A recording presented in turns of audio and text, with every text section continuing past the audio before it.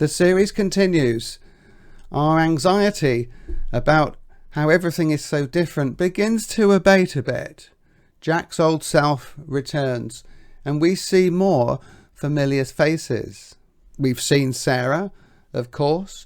Then we meet Geordie Watson, Stan Liddell, Lady Caroline Summers and her husband Mostyn, and two members of the Seaton family, Jessie and Billy, who have relocated to London.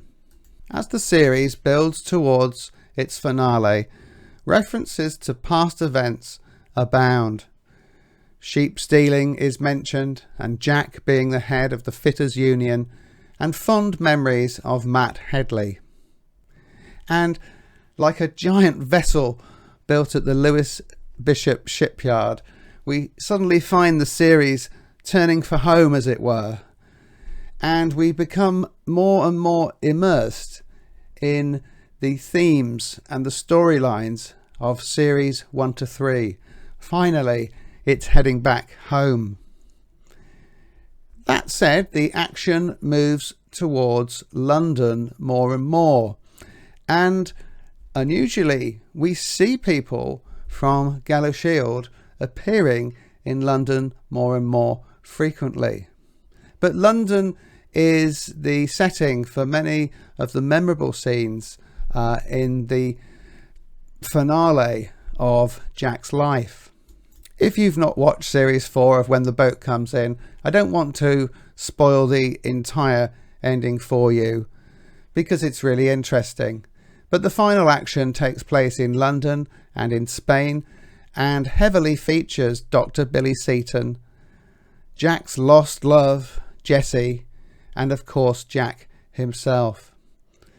Once upon a time, Jack, Jessie and Billy fought side by side for the poor and needy in Galashield.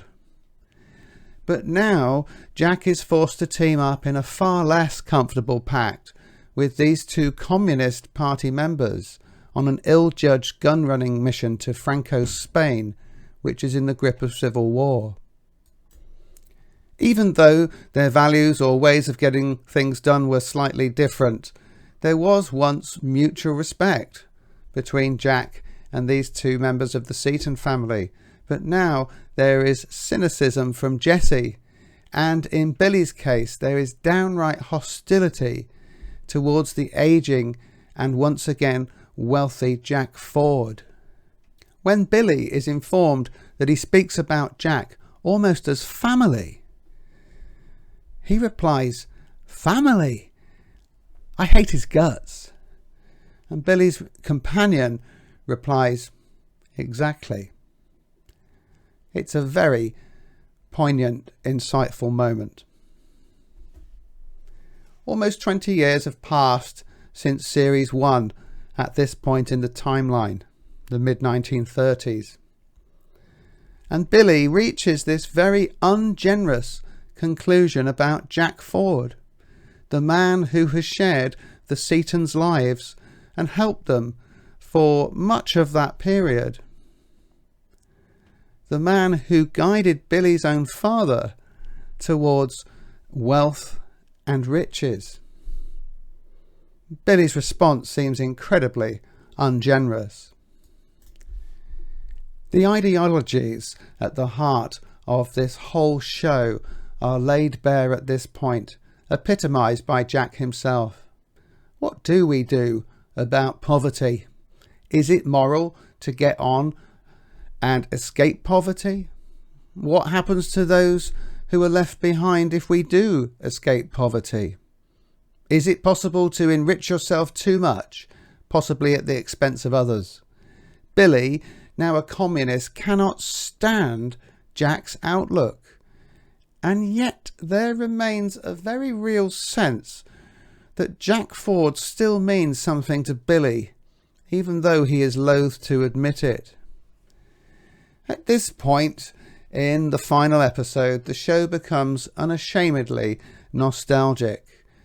Although we do not see the rest of the Seaton family of old, we are meant to remember all the water that has passed under the bridge since that day in 1919 when the confident young sergeant met the young, pretty school teacher in the cinema. That was Jessie, by the way. And to remember all the subsequent events of series 1 through to 3. To emphasise the point, the drama of this final episode now moves away from Billy and on to Jack and Jessie alone. The final episode, Roll of Honour, features in its last 20 minutes this very poignant conversation as Jack and Jessie look back on their lives. And there is obviously a sense of impending doom. Jack has never settled down with a woman and has perhaps never stopped loving Jessie, despite his impending engagement to a London socialite. For her part, Jessie has embraced idealism in the ultimate fashion by becoming not just a socialist, which she was, but a committed communist. But she still has some feelings for Jack and his well-being. But she also finds her loyalty to the party constrains her in being totally honest with Jack, and perhaps about her own feelings towards him. And certainly she does not let on about how seriously wrong things are going with this gun running operation, which is here in the midst of the Spanish Civil War. The finale is a tragic end to their love story. You sense the more pragmatic Jack would get back together with Jessie in a heartbeat, but you sense that Jessie, still fond of Jack, could not betray her party and principles to find love with her old flame, who is still ever the out-and-out capitalist. She sees him as being in it for himself. The evolution of Jessie's beliefs have made it impossible for her to love in the present the man she once loved in the past. For his part, Jack is still as apolitical and pragmatic as he ever was, but we also sense that he has stood still while the world around him has grown up. He is an aging Lothario with a diminishing role in life. Younger men are fitter, tougher, and fight harder than he can. But has Jack learned deeper wisdom over the last 20 years? Or is he still the young, ambitious sergeant wanting to get on in life? Jack once said that the war taught him to live day by day, but it appears that in so doing he has paid little attention to the future, to growing up and aging gracefully, or indeed towards a family for himself. Perhaps it is a blessing that Jack dies at the age of 40. Would he have settled down and gained wisdom, or would he have continued as the ambitious and never settling young Jack in an older man's body? We will never know, but as a friend to the poor and a testament to the value of hard work and quick-wittedness, Jack Ford's name will be forever on the Roll of Honour. Well, that concludes my thoughts on Series 4 of When the Boat Comes In. But stay tuned, as I have a few extra things to say about it. So, first of all, if the reviews on Amazon are anything to go by, many people are thrown and are disappointed by the final series of this show. But please, friends, do not be.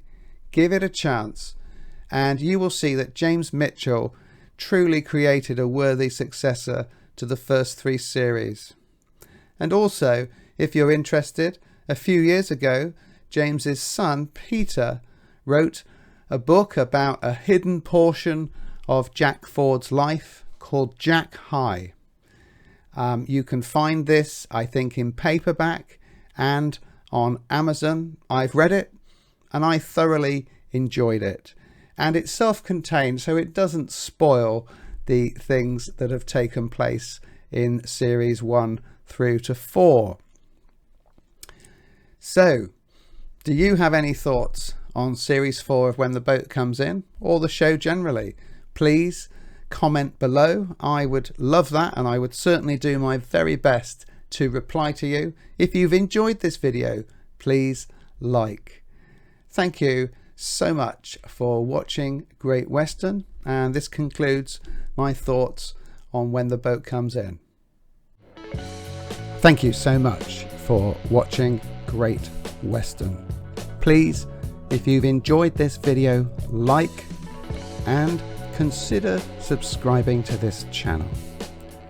Your likes and subscription will encourage me and help build this brand and open up more of my insights into the world of music, television, tech, and more. Thank you for watching.